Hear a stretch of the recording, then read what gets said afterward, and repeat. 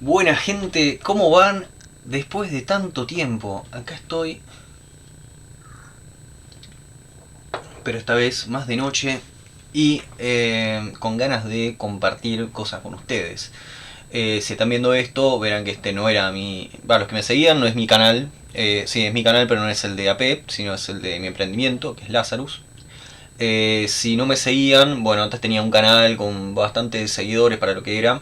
Y vueltas de la vida me lo bajaron. Y si no tienes idea y caíste acá de así medio en paracaídas, bienvenido. Esto es básicamente todo electrónica de audio, mucho audio valvular. Y esto es una sección que yo solía hacer, que es unos blogs eh, donde leemos sobre artículos de esta revista, que era medio legendaria, no sé qué onda, o sea, pero muchos hablan de esto, que en un grupo de Telegram que va a estar en la... ¿Dónde estás acá? Que está ahí acá en la descripción. Hay un muchacho de Perú, de un grupo de Facebook, que se toma el trabajo de traducirlos lo mejor que puede, y está buenísimo porque tiene mucha data y cosas muy interesantes. Entonces yo leo esto y charlamos un poco. Así que bueno, les damos la bienvenida. Yo soy Andrés, me gusta bastante el café y las válvulas. Así que vamos a arrancar. Hoy vamos a hablar de algunas cosas que vi. La primera parte de esto habla de la historia de los Fisher. Son muy lindos aparatos. Cómo se fueron desarrollando y Esto no me interesa tanto. No me interesa tanto. Pero había algo que sí me interesaba de acá. Que era... Bueno, acá más cosas de Fisher. Parece que esto en ese año la tarasca la puso Fisher. Pero había una parte que era esto de acá, de Randall Amplifier, que me llamó mucho la atención. Randall Amplifier, acá cuentan que en esta época, en el 95, en un museo había unos cursos de armado de amplificadores valvulares para jóvenes, para técnicos. Y este tipo Randall arma este equipo de acá, que acá está el esquemático. Me gustaría como pegarle una revisada al esquemático. Y veamos un poco a ver si puedo hacer esto y que no explote nada. Bien. Este es como un canal y acá está la fuente. Primero que nada vemos que es en clase A. Bien. Clase A. Y tiene algunas cosas. Primero es paralelo clase A. Después vemos algo que llama mucho la atención también, y hay algo del paralelo clase A, y esto yo lo he tenido con unos amplificadores míos, que consumen una banda. O sea, acá tenemos 155 mA, y como querían hacerlo valvular, tuvieron que meterle dos de estas válvulas en paralelo, o sea, una guasada. Y acá, algo primero que es interesante de ver, que nombra, es, si ven acá el detalle del circuito, vemos algo que no se ve hoy en día, que es lo siguiente. Ven que la alimentación de la parte de pre la saca de antes del choque de alimentación. Generalmente, en amplis de guitarra tenemos el trafo de salida sale de acá, después del choque o por ahí las grillas pantallas, que acá está en modo triodo, y también vemos que esto es una L34, que es un pentodo. Fíjense la supresora donde está puesta al ánodo, es raro eso. Acá dice que les sonaba mejor esto que ponerla directamente al cátodo. A ver, vos la supresora necesitas que esté a menos tensión que la placa, para que repela. Entonces supongo que quizás genera alguna realimentación, algo de eso en algún video hice. Pero bueno, es algo interesante. Hoy en día no se suele ver esto. Generalmente en audio esto va al cátodo y internamente generalmente va al cátodo, y bueno, si es una beam power directamente no existe la supresora. Pero acá lo que pasaba era que tenían problema con filtrado. ¿Por qué? Porque lo que dicen acá, en toda esta parte de acá, era que había un quilombito con la fuente de alimentación, resulta, esto tiene mucho. Por una parte de acá decía que se les filtraban los 120, como es en Estados Unidos, de los 60 Hz, 120 en clase A se te filtra el ham de la fuente. Entonces, ¿cómo carajo decían para eliminarlo? Lo que hicieron fue lo siguiente: la fuente no filtrada, con esa fuente no filtrada mandaron parte de la señal, mandaban parte de los 120 Hz a el pre. Entonces, fuera de fase, entonces se cancelaba con parte de esto. Eso lo hacían ajustando estas dos resistencias de acá. Y cuando terminaban de ajustarla, bueno, ponían dos resistencias fijas, si no lo hacían con un reóstato. Y uno diría, bueno, pero espera, ¿por qué no metían más capacidad? Porque con los diodos valvulares, creo que, no sé si debo tener subido, voy a fijarme si lo puedo dejar por ahí arriba, o sea, por acá arriba, el video de diodos donde tienen una limitante en cuánta capacidad podés meter acá. Entonces, estaba complicado. Bueno, esto es sobre este diseño. También, como querían hacerlo simétrico y todo, usaron 6SN7, pero ven que la usan en paralelo. Fíjense esto. Tiene un capacitor muy chiquitito acá, donde generalmente acá vemos 10 micro, o en el orden de los microfaradios. Acá vemos 4 nano, una cosa así muy chiquitito. Es para sacarnos altas frecuencias nada más, para que compense, no afecte a altas frecuencias. Pero acá vemos 1500 microfaradios, o sea que esto está amplificando una guasada. Como cosas muy interesantes para ver para un equipo de hi-fi que no se suelen ver.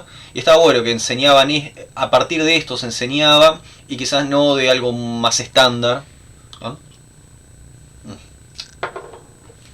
Bien, otra cosa que me había gustado mucho, acá esta historia es buenísima. El amplificador lo conocemos como el White Amplifier o el amplificador Lofting White. Que básicamente esto está dando vueltas. De hecho, creo que mi padre me mandó el otro vez para que vea este circuito.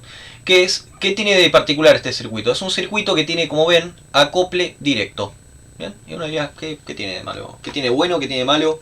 El acople directo. De hecho, es como hay una cierta tendencia entre los, digamos, audiófilos que lo que quieren evitar es capacitores en la línea por donde pasa la señal. Lo quieren evitar porque, bueno, generan distorsión, y mientras menos cosas tengas, mejor. Yo soy de ese tipo de que me gustan los diseños minimalistas.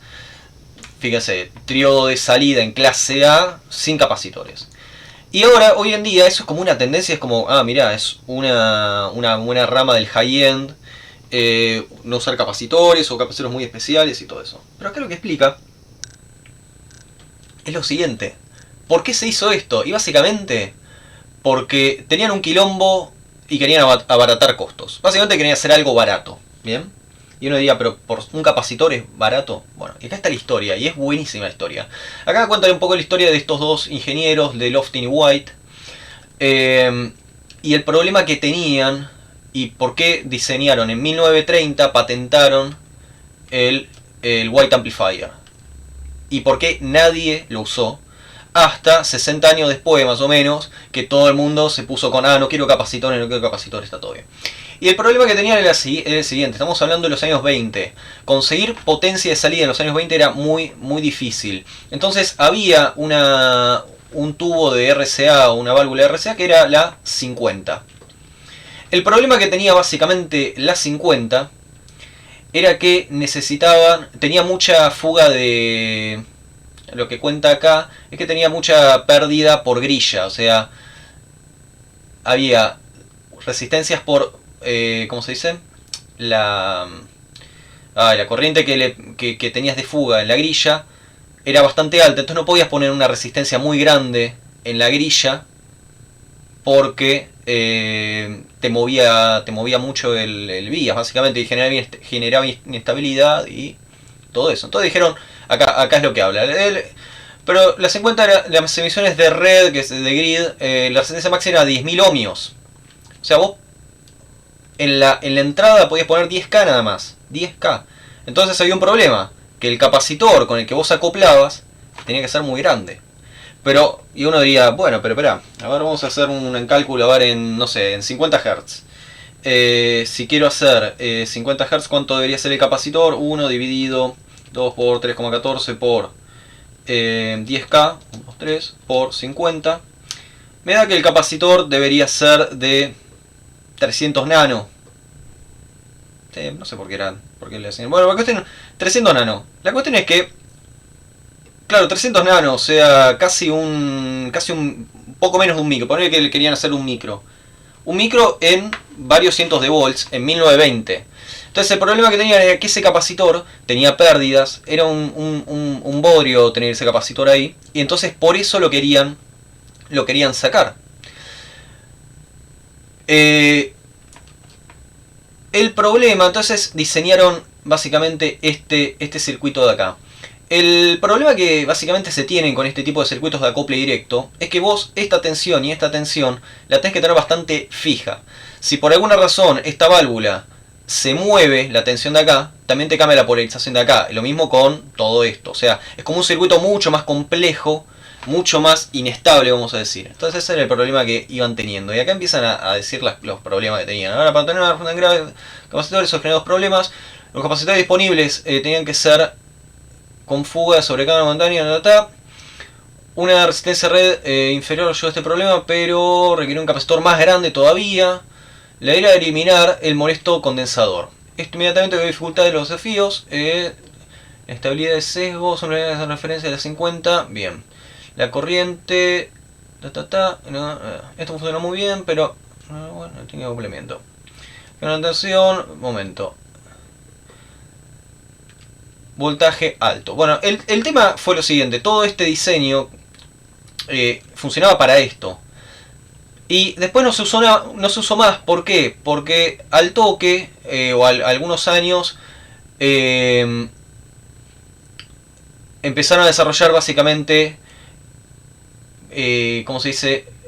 Pentodos, bueno, no pentodos todavía no, pero triodos de salida más grandes. Entonces no te hacía falta, si querías más grandes y más estables, entonces no te hacía falta hacer todo esto. El circuito era mucho más simple. Pero también lo que indicaba, lo que cuenta esto, es cómo las limitantes que tenía en ese momento, que eran muy buenas, porque de repente vos querías hacer algo más barato y necesitabas, por ejemplo, rectificar 500 volts.